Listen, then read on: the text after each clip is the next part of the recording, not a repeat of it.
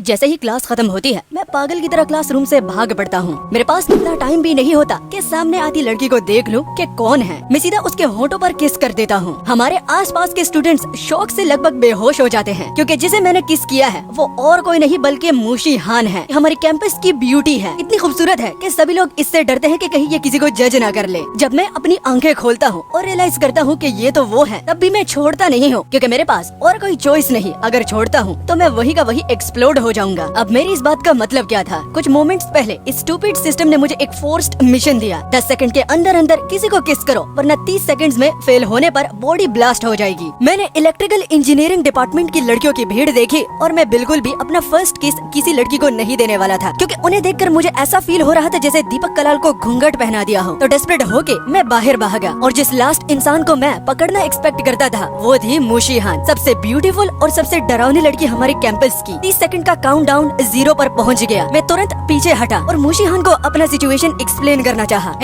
Mushi हान मेरी बात सुनो, वो बस एक छोटा सा जोक था। सामने से वो कहती है, जोक? सीरियसली? वो सीधा मेरी आंख पर पंच मारने आती है, मगर मैं लकी हूँ क्योंकि मैंने पहले से ही उसे आते हुए देख लिया। जिसके बाद मैं उसका हाथ पकड़ लेता हूँ। उसका मुलायम हाथ पकड़ के मुझे वाकई कोई शक नहीं हुआ कि ये कैंपस की ब्यूटी ही है क्योंकि इतने नर्म और मुलायम उसके हाथ थे। उनको टच कर ही मैं प्यार में पागल हो गया। मोमेंट्स में बताना दोस्तों, मैं ठरकी हूँ या फिर ये एक नेचुरल रिएक्शन है। मेरे इस एक्शन से मूशी हान और ज्यादा गुस्से में आ जाती है। उसके गाल टमाटर की तरह लाल हो जाते हैं और जब वो मुझे पंच नहीं दे पाई तो अब वो मुझे किक करने आती है। अगर तुम्हारा भाई तो उसकी लात को भी पकड़ लेता है। सिचुएशन और गंभीर ना हो तो मैं मूशी हान को अगेन समझाने की कोशिश करता हूँ। मूशी हान, मुझे पता है तुम मुझे पसंद करती हो, लेकिन इतना एग्रेसिवली मत आओ। तुम्हारी इन हरकतों से मुझे तुम ऑकवर्ड सिचुएशन में डाल रही हो। भाई ये क्या मजाक है? पहले बोलता है मूशी हान के प्यार में पागल हो गया और अब वो उससे कहता है कि तुम मुझे पसंद करती हो। और भाई जो भी मेरी आवाज को एआई बोलता है ना, भाई गांड पे ऐसे रपटा मारूंगा ना कि भाई सीधा आ जाओगे। क्या एआई इतना नेचुरली मजाक कर सकता है, लाइन बोल सकता है? भाई क्या बकवास करते हो तुम लोग। खैर इसे छोड़ो, स्टोरी पर आते हैं। मेरी इस कॉन्फेशन को सुनने के बाद आसपास के स्टूडेंट्स कम्प्लीटली कंफ्यूज हो गए। वो लोग ये कह रहे थे कि ये क्या चल रहा है, हमारी कैंपस की गॉडेस इस लड़के को पसंद करती है। तुम्हें एग्जैक्टली कहाँ लगा कि मूशी हान तुम्हें पसंद करती है? देखो वो तुम्हें पिटने आई थी। क्या इतना तुम्हें नहीं दिखता कि कौन तुम्हें इंटरेस्टेड है और किस पर तुम जबरदस्ती करते हो? मगर तभी वो लोग कहते हैं कि रुको एक सेकंड, तुम लोगों ने नोटिस किया इन दोनों का ये जो पोज है ये काफी ज्यादा इंटीमेट है। वो एक्चुअली स्ट्रगल भी नहीं कर रही। ये दोनों सच में वही है जो कि हम लोग सोच रहे हैं? ये नामुमकिन है। क्या इनके बीच में सच में कुछ चल रहा है? जरूर कुछ चल ही रहा होगा। उसका हाथ लिटरली उसके थाई पर है। पक्का ये लोग कपल्स हैं। मूशी हान ये सब बकवास गॉसिप सुन लेती है और जोर से मेरी पकड़ से छूटने की कोशिश करती है। अब ये कहकर कि छोड़ो मुझे, मगर मैं कहता हूँ कि पहले प्रॉमिस करो कि तुम मुझे मारोगी नहीं। मूशी हान हल्का सा स्मर्क करती है और मुझसे कही कि तुम्हें मारने से तुम मरोगे नहीं। तो मैं रिस्पॉन्स में कहता हूँ तो फिर एक्सपेक्ट मत करो कि मैं तुम्हें छोड़ दूंगा। मेरे मुंह से ये वर्ड्स निकलते ही मूशी हान की आंखें लाल हो जाती हैं और वो अचानक से रो पड़ती है क्योंकि मूशी हान अपनी पूरी लाइफ एक पैम्पर्ड प्रिंसेस रही है। कभी किसी ने उसे ऐसा ट्रीट नहीं किया। मूशी हान को रोता हुआ देखकर मैं पैनिक हो जाता हूँ और तुरंत से उसे छोड़ देता हूँ। मगर जो ही मैंने उसे छोड़ा, मूशी हान का पहला इंस्टिंक्ट फाइट बैक करने का होता है, लेकिन वो खुद को रोक लेती है। उसे पता है वो मुझे हरा नहीं सकती। बस वो सिर्फ इतना करती है कि वो गुस्से से मुझे घूरती है और धीरे धीरे बोलती है, मैं तुम्हें मार डालूंगी। ये कहकर वो अपनी आंसू साफ कर लेती है और बिल्डिंग से बाहर निकल जाती है। स्कूल गेट के बाहर मूशी हान एक ब्लैक बेंटली में बैठती है। ड्राइवर उसकी लाल आंखें देखकर पूछता है, मिस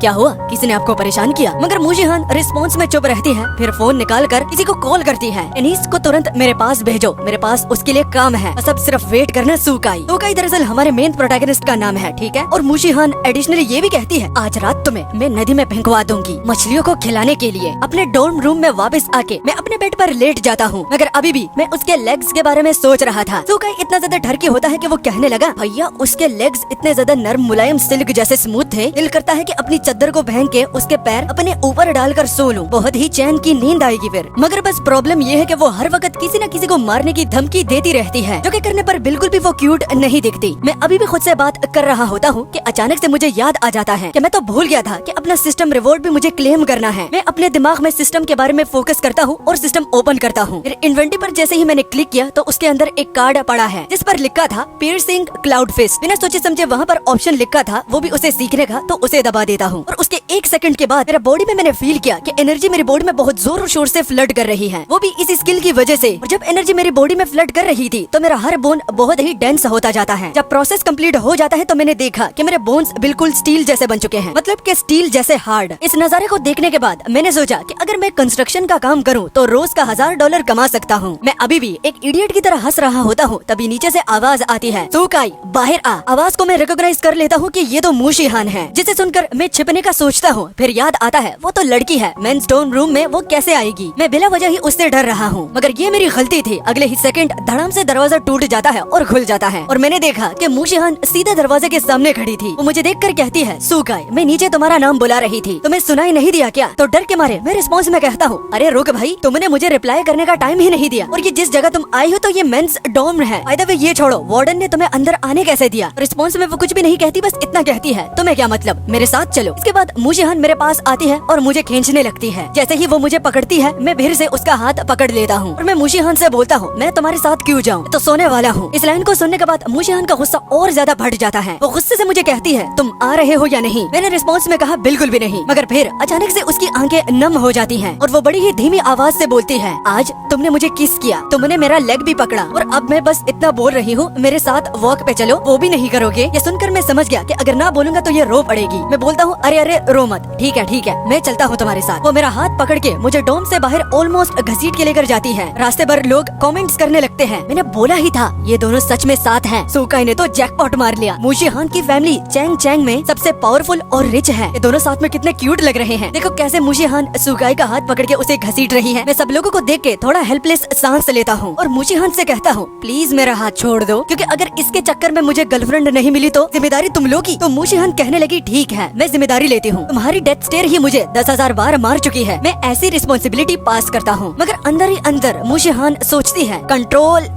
कंट्रोल उदय कंट्रोल, बस इसे वहाँ ले जाओ, फिर इसे पता चलेगा उसका क्या होने वाला है। आखिर में मैंने पूछा, वैसे तुम मुझे कहाँ लेके जा रही हो? तो मूशीहान जवाब में कहती है कि ग्रोव, जो कि स्कूल के ठीक पीछे है। जिस पर मैं उस स्पॉट को समझ गया, वो तो एक कपल हाइड आउट स्पॉट है। मैंने मूशीहान से घबराते हुए कहा, अरे यार हम सिर्फ आधा दिन ही एक दूसरे को जानते हैं, ऐसा मत करो अपने साथ। ठीक है तुम फिर मेरा लेग टच कर सकती हो और हम दोनों बराबर हो जाएंगे। मूशीहान बोली, तुम्हारा दिमाग इतना गंदा कैसे है? मैं वॉक बोला था, वॉक समझ में आता है। अब धीरे धीरे करके मैं इरिटेट हो रहा हूँ, क्योंकि पहले तुम मुझे ग्रोव ले जा रही हो और गंदा मैं हूँ, ये बिल्कुल एक्सेप्टेबल नहीं है, छोड़ो मुझे, मैं अपने डोर्म में वापस जा रहा हूँ। जिस पर मूशीहान बोली, सॉरी मैं ही गंदी हूँ। खुश। अब थोड़ी देर के बाद हम ग्रोव पहुँच जाते हैं। ये जगह एक अंधेरी से भरी हुई और स्केड्यूल्ड जगह है। आसान शब्दों में कहूँ, कैंपस के कपल्स का फेवरेट स्पॉट। कहा जाता है कि अगर रात में गलती से तुम किसी बुश को हटा देते हो तो फिर तुम जॉनी भाई और मिया खलीफा को लाइव एक्शन करते हुए देखोगे और फिर तुम उसे भूल नहीं पाओगे। अंधेरे को देखकर मैंने मूशीहान से कहा कि यहाँ काफी अंधेरा है, मुझे थोड़ा डर लग रहा है, शायद हमें थोड़ा पास आ जाना चाहिए। मैं उसी वक्त मूशीहान की कमर पकड़ने के लिए हाथ बढ़ा देता हूँ, लेकिन टच करने से पहले ही वो मुझे जोर से धक्का दे देती है। तुम ठरकी, तुम फिर से एडवांटेज लेने की कोशिश कर रहे हो। मैं बेचारा कंफ्यूज होके बोला, एडवांटेज? बहन मैंने तो बोला मुझे अंधेरे से डर लगता है, मुझे कुछ दिख नहीं रहा। जब मैंने अपने लास्ट शब्द बोले तो मूशीहान बोलती है, कुछ भी नहीं दिख रहा, ये तो परफेक्ट है। और फिर उसके लोग निकल आए और उसने कहा कि पकड़ो इसे और मारो इसे। मुझे समझ ही नहीं आता कि क्या हो गया। एक सेकंड पहले वो रोने वाली थी और अगले ही second full on villain mode में आ गई। मैं कुछ बोल ही नहीं पाता, तभी पीछे से हवा का एक तेज झटका महसूस होता है, इसका मतलब कोई पंच मार रहा है। मैं उस मोमेंट पर खुद को लकी पाता हूँ, क्योंकि मेरी बॉडी अब पीक कंडीशन में है। मैं जो ही साइड स्टेप लेता हूँ और पंच जो कि मेरे साइड स्टेप से क्लीन मिस हो जाता है, तो उसे देखकर टेनिस शॉक हो जाती है। उसने 40 साल कॉम्बैट ट्रेनिंग की है और एक कॉलेज स्टूडेंट ने उसका स्नीक अटैक डॉज कर लिया। न कि सिर्फ टेनिस, मूशीहान भी इक्वली शॉक थी और पंच को डॉज करने पर मूशीहान बोलती है कि और तुम कह रहे थे कि तुम्हें कुछ दिख नहीं रहा, ये तो चीटिंग है। अरे मुझे तब तक चैन नहीं मिलेगा जब तक मैं तुम्हें अच्छी तरह पिट ना दूं। और टेनिस से वो कहती है कि इसे बांध लो। टेनिस बिना टाइम वेस्ट किए सीधा मुझे किक मारने आता है और मुझसे बोला, वो डॉज बस लक था। और वो सोचता है अब देखते हैं कैसे हैंडल करता है। मगर अगले ही सेकंड जैसे ही उसका किक मुझे लगता है तो उसका पाँव क्रैक हो जाता है और वो अपनी ही लेग पकड़ के दर्द से चिल्लाने लगता है। मैं ये देखकर मूशीहान से कहता हूँ कि तुम्हारा बैकअप तो बिल्कुल बेकार निकला, इसे घर भेजो दूध पिलाने के लिए, क्योंकि इसकी हड्डियाँ बहुत कमजोर है। यहाँ इसे लेकर आकर ये तो सीधा तुम्हारी ही इंसल्ट कर रहा है। मगर मूशीहान एक वर्ड भी नहीं सुनती, उसका फेस पूरा शौक से भरा है, क्योंकि टेनिस उसके फैमिली का टॉप फाइटर है और वो एक राउंड भी सर्वाइव नहीं कर पाया। आखिर में मूशीहान वो मुझसे पूछती है, तुमने मार्शल आर्ट्स सीखा है क्या? मगर मैं सिर्फ एक ग्रिन से कहता हूँ, सेल्फ थॉट, मैंने ये खुद को सिखाया है, वो भी ऑनलाइन ट्यूटोरियल्स को देखकर। मगर अंदर ही अंदर में बोला, सिस्टम है मेरे पास स्वीटहार्ट, तुझे आइडिया भी नहीं ग्रेड ए कॉम्बैट स्किल क्या होती है। और अगर नेक्स्ट टाइम कोई मुझे पुश करेगा ना, मैं माउंटेन क्रशिंग 18 पाउंड्स निकालूंगा और सब पैनिक करेंगे। बाद में मैं मूशीहान से पूछता हूँ, और कोई बैकअप है? रिस्पॉन्स में मुझे नहीं सुनने को मिलता है। तो अब मेरे पास यहाँ पर खड़े होने का कोई रीजन नहीं, तो मैं घर जा रहा हूँ, वो भी सोने के लिए। लेट लेट जागना हेल्थ के लिए खराब है। और मुशीहान बस मुझे जाते हुए देख रही थी, वो भी अपने दांत पीसते हुए, क्योंकि इस मोमेंट पर वो हेल्पलेस थी। मैं ज्यादा दूर नहीं गया होता कि पीछे से मुशीहान चिल्लाती है और उसके चिल्लाने के बाद उसी वक्त सिस्टम की आवाज आती है कि तुम्हें एक नया मिशन दिया जा रहा है। सिस्टम पर यह बताया जा रहा था कि मुशीहान डेंजर में है, उसको तुम्हें रेस्क्यू करना है और रिवॉर्ड में तुम्हें एक ग्रैंड व्हील ड्रॉ मिलेगा। और सिस्टम सुकाई को एक्सेप्ट करने का बोलता है, और अगर वो एक्सेप्ट नहीं करता तो ऑटोमेटिक एक्सेप्ट हो जाएगा। तो सिस्टम से कहता है कि ठीक है, मिशन एक्सेप्ट कर लिया। स्टूपिड सिस्टम हमेशा एक बॉम्ब की तरह फटते हुए आता है जैसे मेरे पास चॉइस हो। तो सिस्टम उसकी बात को गलती से अंडरस्टूड कर लेता है और कहता है फ्यूचर में ऑटो एक्सेप्ट इनेबल, मतलब अब तो उसके पास ऑप्शन ही नहीं बचा। और दूसरी साइड मुशीहान स्ट्रगल कर रही है क्योंकि उसे कुछ लोगों ने किडनैप कर लिया। मुशीहान कहती है तुम लोगों की हिम्मत कैसी हुई मुझे किडनैप करने की, क्या तुम लोगों को जीना नहीं है क्या? वो लोग पॉइंट आउट करते हैं तुम्हारा बॉडीगार्ड तो ऑलरेडी डाउन है, अब क्या करोगी? तुम मू फैमिली की बेटी हो ना, हमें वही चाहिए और हमें ये बिल्कुल भी फर्क नहीं पड़ता कि तुम कौन सी फैमिली से हो। मू जियांग, एक बार तुम हमारे हाथ में हो, तुम हमारी हो। हमारे बॉस ने मना किया है वरना, ये कहते हुए उसका जो हाथ था वो भी उसके फेस की ओर बढ़ रहा था। इससे समझ में आ जाता है कि उसके क्या इरादे हैं, लेकिन टच करने से पहले ही उसका हाथ रुक जाता है क्योंकि पीछे से सुकाई आ जाता है और वो बोलता है अरे भाई मैंने अभी तक खुद भी टच नहीं किया और तू इतने गंदे हाथ से करने आया है। मुझे देखकर स्कारफेस गुस्से से अपने लोगों से बोलता है ये छोटा सा लड़का कहाँ से आ गया? और वो बाद में अपने नंबर 4 और नंबर 5 लोगों से कहता है इसके पैर तोड़ दो। ये बात सुनकर मैं अपनी आंखें घुमाता हूँ। स्कारफेस से कहता हूँ हर गैंग पैर ही क्यों तोड़ना चाहता है? ये कोई गैंग का रूल होता है क्या? मुझे देखकर मुशीहान धीरे से बोलती है ये दोनों डेंजरस है, इन्होंने टेनिस को कुछ हिट्स में गिरा दिया। जो कि सुन मैं मुशीहान से बोलता हूँ आई नो बेब, बस देखते जाओ, अगर तुम गलत हो टेनिस की हालत मेरी वजह से है, इन लोगों को बिना वजह क्रेडिट मत दो। मैं कॉन्फिडेंट स्माइल के साथ उसकी तरफ चार्ज करता हूँ और मुशीहान मेरे बैग को देखकर थोड़ी सी इमोशनल हो जाती है क्योंकि उसे समझ में नहीं आ रहा था कि क्या ये सच में मेरी वजह से इतना रिस्क ले रहा है। सिर्फ 2 से 5 सेकंड के अंदर अंदर नंबर 4 और नंबर 5 दोनों ग्राउंड पर पड़े होते हैं। मैं वापस आके अपनी आईब्रोज रेज करता हूँ और मुशीहान के पास वापस आकर बोला तो क्या ये कूल था ना? मुशीहान मुझसे बोलती है शो ऑफ बंद करो और मुझे यहाँ से निकालो। मैं तुरंत से वही करने लगा, वो भी ये कहकर कि जी मैडम जैसे आपकी आज्ञा हो। मैं जैसे ही रोप खोल रहा होता हूँ स्कारफेस मेरे पास आ जाता है। अगर मैं उसको ऐसा इग्नोर मारता हूँ कि उसकी ओर देखता ही नहीं और स्कारफेस से बोला तुम जैसे 10 भी मिलकर मुझ पर हमला करें अब भी मेरा कुछ नहीं उखाड़ पाओगे, चले जाओ वरना बहुत बुरा होगा। मगर स्कारफेस मेरी धमकी को सुनकर बस ठंडी सी स्माइल देता है जो कि देख मैं बहुत ज्यादा इरिटेट हो जाता हूँ। वार्निंग समझ में नहीं आई क्या? और मैं पंच मारने जाता हूँ मगर फिर उसी वक्त मैं एकदम से रुक गया क्योंकि मैंने देखा स्कारफेस के पास एक गन थी, गन सीधा मेरे फोरहेड पर थी। मैं तुरंत से बात को घुमाता हुआ स्कारफेस से कहता हूँ अरे मजाक था मजाक। मैं अभी दोबारा से मुशीहान को बांध देता हूँ मगर सिर्फ इस बार मुशीहान को नहीं बल्कि खुद को भी बांध देता हूँ और खुद को और मुशीहान को बांधने के बाद मैं स्कारफेस से बोलता हूँ लो बॉस टाइट बांधा है, चेक करना है क्या? ये देखकर स्कारफेस गन हटा देता है और मेरी ओर देखकर कहने लगा ये स्मार्ट मूव था और अपने बंदों से कहता है कि दोनों को ले चलो। मुशीहान मुझे इस तरह हरकत करता हुआ देखकर मुझे हेड बट करती है और कहने लगी तुम क्या कर रहे हो? हम जीत रहे थे। मैं धीरे से उससे बोलता हूँ हम जीत रहे थे मैडम, लेकिन क्या तुमने गंद मेरे माथे पर नहीं देगी क्या? उसके हाथ में एक रियल गन थी जो कि सुन उसे अंधेरे की वजह से कुछ दिखाई नहीं दे रहा था तो उसे लगा ये पंच था और वो सुकाई से कहती है तुमने बिल्कुल ठीक डिसीजन लिया। वो बिल्कुल कंफ्यूज लग रही होती है तो मैं सीधा समझा देता हूँ देखो मेरे पंचेस स्ट्रॉन्ग हैं लेकिन मेरा स्कल बुलेट प्रूफ नहीं है। तुम सच में चाहती हो मैं गन के सामने जाकर लड़ूं? तब जाके मुशीहान को रियलाइज होता है इनके पास गन है। उसके चेहरे का कलर उड़ जाता है और मुशीहान उन लोगों से कहती है तुम लोग मुझे चाहते हो ना, सुकाई को जाने दो क्योंकि इसका इस सब चीजों से कोई लेना देना नहीं है। स्कारफेस मुशीहान की बातों से हंस पड़ा और वो कहने लगा हाँ पहले नहीं था लेकिन अब है, इसलिए मेरे 2 आदमियों को गिरा दिया, मुझे इसका अब सर धड़ से अलग चाहिए। वो हाथ हिलाता है और हमें जबरदस्ती वैन में डाल दिया जाता है। वो कहता है कि मुझे मारना है लेकिन असली रीजन मुझे पता है क्योंकि सुकाई यानी कि मैं एक विटनेस हूँ और वो विटनेस को जाने नहीं दे सकता। वैन के अंदर बैठकर मैं ऑलमोस्ट रो पड़ता हूँ क्योंकि सारे मिशंस में से सिस्टम को यही देना था कि रेस्क्यू मुशीहान, और अब देखो ना मैं मुशीहान को बचा पाया और आखिर में खुद ही पकड़ा गया। क्या यही मेरा एंड है? इसके बाद सुकाई कहता है कि मैंने सुना था कि सिस्टम अपने लोगों को फंसाते हैं, कभी सोचा नहीं था कि मैं खुद फंस जाऊंगा। वैन के अंदर आते ही वो लोग हमारे सिर पर प्लास्टिक बैग डाल देते हैं जिससे मुझे कुछ भी नहीं दिख रहा था मगर मेरे कान स्कारफेस को अपने फोन पर किसी के साथ बात करते हुए सुन लेते हैं। वो किसी को बॉस बुला रहा था कि काम हो गया, पैसा कब मिलेगा? तो दूसरी साइड से आवाज आती है चिंता मत करो एक एक पैसा मिलेगा, जैसे ही नया फैमिली डाउनटाउन वाली प्रॉपर्टी छोड़ देगा तुम्हारी पेमेंट तुम्हें दे दी जाएगी। और फिर वो वार्निंग भी देता है कि तब तक उन दोनों को टाइट पकड़ के रखो क्योंकि एक भी गलती हुई तो सिर्फ पैसा नहीं तुम्हारी जान भी जाएगी। जिससे स्कारफेस बहुत गुस्से में फोन की दूसरी साइड जो बात कर रहा था उसका नाम लेता है कि जबान संभल कर बात कर जोंग, ब्लैक ड्रैगन गैंग से पंगा लेना अच्छा आइडिया नहीं है। मेरा बॉस भी मुझे मास्टर जोंग बुलाता है, तू कौन होता है मुझसे ऐसे बात करने वाला? और इसी तरह ही कॉल कट हो जाती है। स्कारफेस फ्रस्ट्रेशन में विंडो पर मुक्का मारता है लेकिन उसके पास कोई रियल कंट्रोल नहीं होता। उसने पैसे ले लिए हैं और क्लाइंट का कनेक्शन उसके बॉस से स्ट्रॉन्ग है। इसी वक्त सीन शिफ्ट हो जाता है। चोंगक्वेंग के आउटस्कर्ट्स में मूव फैमिली स्टेट पर जाता है। एक आदमी दौड़ते हुए स्टेयर्स चढ़ता है, एक डोर पर जोर से नॉक करता है। डोर के उस पार से आवाज आती है अंदर आओ। फिर हम देखते हैं मू चिंग फैंग अपने डेस्क पर बैठा है और वो डाउनटाउन प्रोजेक्ट का प्रपोजल प्रपोजल देख रहा है। उसका सबऑर्डिनेट सांस लेते हुए बोला, मिस्टर मू कुछ गड़बड़ हो गई है। ए वू का कॉल आया था, ये मिस मिसिंग है, शायद उन्हें किडनैप कर लिया गया है। माउस पकड़े मिस्टर मू का हाथ बिल्कुल रुक जाता है और मिस्टर मू चिंगफेंग का एक्सप्रेशन डार्क हो जाता है। मेरी बेटी कहाँ गई? वो आदमी बोला, अभी इन्वेस्टिगेट कर रहे हैं क्योंकि हमें सिर्फ 5 मिनट पहले ही पता चला। चैंगफेंग को बोलो हैंडल करे, अगर खाली हाथ वापस आया तो अपना सिर लेके आए। वो सबऑर्डिनेट जानता है। मू चैंगफेंग का ध्यान काम से हट जाता है। अभी फोन बजता है। फोन की स्क्रीन पर एक अननोन नंबर था। मू चैंगफेंग कुछ सेकंड तक देखता है, फिर कॉल रिसीव करता है।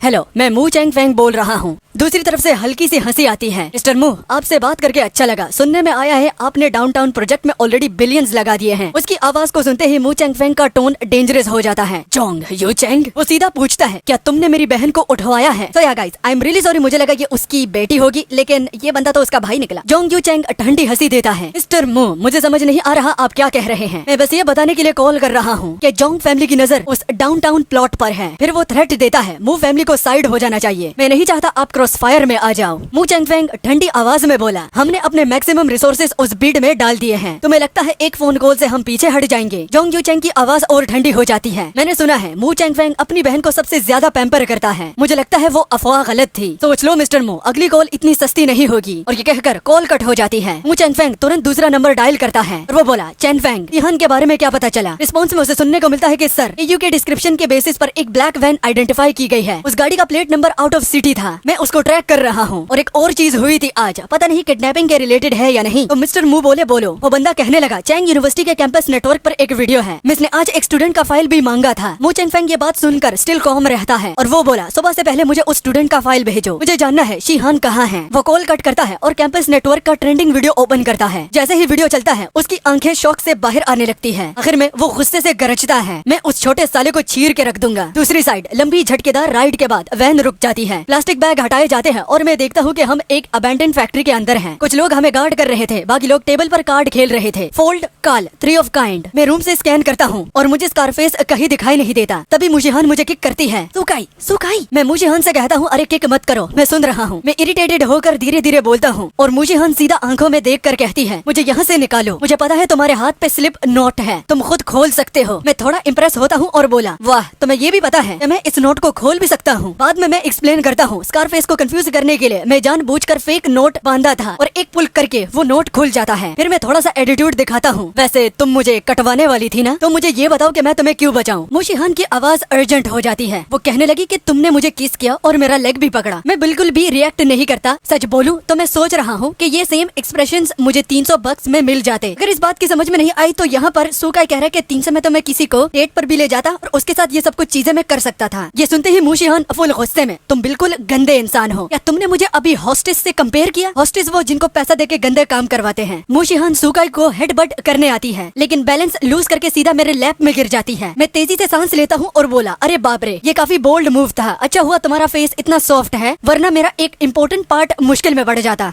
मुशी को रियलाइज होता है कि वो कहाँ लगी है। वो तुरंत उठ जाती है। फेस बिल्कुल टमाटर की तरह लाल था। वो कहती है ये बहुत ह्यूमिलिएटिंग था और वो भी सुकाई के सामने। उसके दिमाग में यही बात चल रही होती है कि क्यों बार बार उसके साथ ऐसी सिचुएशन हो जाती है जिसमें मैं इन्वॉल्व होता हूँ। थोड़ी ऑकवर्ड साइलेंस के बाद वो बोलती है, तुम ये किसी को भी नहीं बताओगे। ये सुनकर मैं अपनी आंखें घुमाता हूँ, रिलैक्स, मैं नहीं बताऊंगा, वैसे भी मेरी रेपुटेशन खराब हो जाएगी लड़कियों के साथ। ये सुनकर मुशीहान तुरंत भड़क जाती है, बिल्कुल नहीं, तुम किसी लड़की के पीछे नहीं जाओगे। ये सुनकर मैं शॉक हो गया और मैंने कहा कि कब से मेरी डेटिंग लाइफ तुम्हारे लिए प्रॉब्लम बन गई है? तुम मेरी गर्लफ्रेंड नहीं हो तो फिर तुम्हें क्यों प्रॉब्लम हो रही है? मुशी का फेस फिर से लाल हो जाता है और वो कहती है, मैंने अभी तुमसे अपना बदला नहीं लिया तो इसलिए। तो जब तक मैं अपना बदला नहीं लेती तुम किसी लड़की के पास नहीं जाओगे। सुकाई रिस्पॉन्स में कहता है कि ठीक है, कोई लड़की नहीं, तुम बहुत एग्जॉस्टिंग हो। जिसके बाद सुकाई मुशी को इग्नोर करता है। ये तभी कुछ मूवमेंट होती है। स्कारफेस फैक्ट्री के अंदर आता है और उसके हाथ में अभी भी वो गन थी। सच ये है कि मैं काफी देर से रेडी हूँ मूव करने के लिए, बस मुझे सिर्फ एक चीज रोक रही है और वो था ये गन। स्कारफेस के आदमियों को हैंडल करना आसान है, मगर इस गन को हैंडल करना, सिर्फ एक बुलेट मुझे लगी तो मेरी स्टोरी का दी एंड हो जाएगा। स्कारफेस के आते ही लोग उसके पास चले जाते हैं, कहने लगे कि बॉस हमारे साथ खेलिए, पिछली बार भी मेरे 5000 आपके साथ रह गए हैं तो वह मैं जीतना चाहता हूँ। स्कारफेस गुस्से में बोला कि दूर हो जाओ। मेरे एक लात देकर उसे खुद से दूर करता है। फिर स्कारफेस मेरी तरफ इशारा करता है कि उस लड़के को ऊपर ले जाओ, पहले इसे फिनिश करना है। स्कारफेस के आदमी कंप्लेन करते हुए भी मुझे खींच कर लेके जा रहे थे और बाद में एक स्माइल के साथ मैं खड़ा होता हूँ और मैंने उनसे कहा, अरे इजी, पैर थोड़ा नम हो गया है क्योंकि तुम लोगों ने हमें इतनी देर तक बिठाया जो था। ये सुनकर एक आदमी मुझे किक करता है, वो भी मेरे स्माइल को देख कर के तुम्हें अभी भी हंसी आ रही है। तो रिस्पॉन्स में मैं कहता हूँ कि अगर मैं मरने वाला हूँ तो एक फेवर कर देना। फेवर में सुकाई कहता है है कि माइकल को फ्लावर्स भेज देना क्योंकि मैं उसका बहुत बड़ा फैन हूँ। यहाँ बात माइकल जैक्सन की हो रही है। जबकि दूसरी साइड मू शिहान के मिसिंग होने की वजह से मू चिंगफैंग रात 1 बजे तक जाग रहा है। वो एक कॉल का इंतजार कर रहा था जो कि उसके सबऑर्डिनेट का था, मू चिंगफैंग। फाइनली मू चिंगफैंग का कॉल आता है और मिस्टर मू पूछते हैं कि मिली क्या, तो मू चिंगफैंग बोला अभी नहीं, क्योंकि वो जो वैन थी उसने एक स्मार्ट राउट लिया था, वो भी पहाड़ों के टनल के रास्तों से, क्योंकि वो कैमरा से बचना चाहते थे। वैन तो मिली लेकिन वो एक होटल के सामने रुकी थी और वैन में कोई भी नहीं था, जिससे ये बात इंडिकेट होती है कि 3 लोकेशंस पर वो लोग हो सकते हैं। बीही विलेज, एक अबैंडन फैक्ट्री, माउंटेन पीक की केव। मू चिंगफैंग तुरंत खड़ा हो जाता है और कहता है सब लोगों को रेडी करो, हम अभी बाय माउंटेन जा रहे हैं। इसके बाद मू चिंगफैंग ने कॉल को कट कर लिया और उसकी आंखों में गुस्सों के शोले भड़क रहे थे और मू चिंगफैंग कहने लगे कि जियांग फैमिली ने गलत आदमी से पंगा ले लिया, क्योंकि उसने एक शेर के साथ पंगा लिया है, वो भी उसके दुम को पकड़ के। जब मू शिहान सेव हो जाएगी तब ये लोग खत्म हैं। चोंगक्वेंग में सबको पता है कि मू शिहान उसके सबसे बड़ी वीकनेस है। मू शिहान चिंगफैंग का एक सॉफ्ट स्पॉट है, जो भी उसे छेड़ता है तो वो उसको मार डालता है। और यहाँ पर इन लोगों ने जो हरकत की है तो ये लोग सच में जीना नहीं चाहते। जिसके बाद सीन शिफ्ट हुआ और फैक्ट्री के 2nd फ्लोर पर जाता है, जहाँ हमने देखा कि स्कारफेस सुकाई को ऊपर लेके जा रहा था। मूनलाइट विंडो से अंदर आ रही थी और सीधा मुंह पर गिर रही थी, जो कि देखकर मैं मजाक रोक नहीं पाता और मैंने कहा बस एक रेड वाइन की बोतल की कमी है, परफेक्ट सेटअप हो जाता, क्योंकि तुमने इतनी मेहनत करके मुझे यहाँ लाया है, वो भी सिर्फ सितारों की स्टारगेजिंग के लिए, तो इसके साथ एक रेड वाइन भी लेकर आ जाते यार, रोमांटिक सीन है। स्कारफेस ठंडी हंसी देता है और मुझे किक करता है और वो बोला चुप रहो और कहने लगा कि तुम मू शिहान के सो कॉल्ड बॉयफ्रेंड हो ना, और बाद में वो फोन निकालकर वीडियो दिखाता है, वो भी मेरे और मू शिहान के किस का। मैं कंफ्यूज्ड होके बोला सीरियसली तुम लोग किडनैपर्स हो और फिर भी कपल शिप कर रहे हो। मैंने पहले भी ये बात स्कूल में बोली है और अब भी तुम्हारे सामने बोल रहा हूँ, ये एक मिसअंडरस्टैंडिंग थी। स्कारफेस मेरी बातों को इग्नोर करता है और गन सीधा मेरे फोरहेड पर रख देता है और बोला बस मान लो कि तुम दोनों साथ हो, मैं जल्दी खत्म कर दूंगा। अभी उसका फोन आता है, उसे बोला जाता है कि अभी मुझे मत मारो क्योंकि सिचुएशन स्केरी है, लेकिन मुझे एक इम्पोर्टेंट बात समझ आती है, क्योंकि स्कारफेस फोन पर बोलता है मेरे पास सिर्फ एक ही गन है और मैं यूज करने के मूड में नहीं हूँ। बस ये सुनते ही सब कुछ क्लियर हो जाता है, क्योंकि स्कारफेस ने खुद अपने मुंह से बोला कि सिर्फ एक गन। मैं स्माइल करता हूँ और स्कारफेस से बोलता हूँ तो अब क्या प्लान है बिग बैड वुल्फ? तुम्हें लगता है कि तुमने मुझे कॉर्नर कर लिया है, सिर्फ